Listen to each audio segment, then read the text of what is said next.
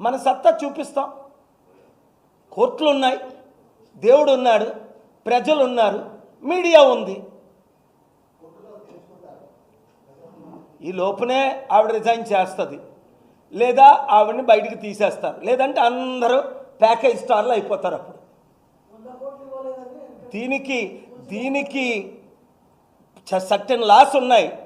499, 500 కాదు defamation, criminal cases, ఇతర loss ఉన్నాయి. అవి ఇప్పుడు నేను మాట్లాడను. ఏంటవి? తప్పు చేసిన వాళ్ళని తప్పు కప్పడం కూడా ఈక్వల్ సిన్. ఆవిడ తప్పు చేసింది, ఓపెన్గా మాట్లాడింది, మరలా మాట్లాడింది అంటే అర్థమేంటి?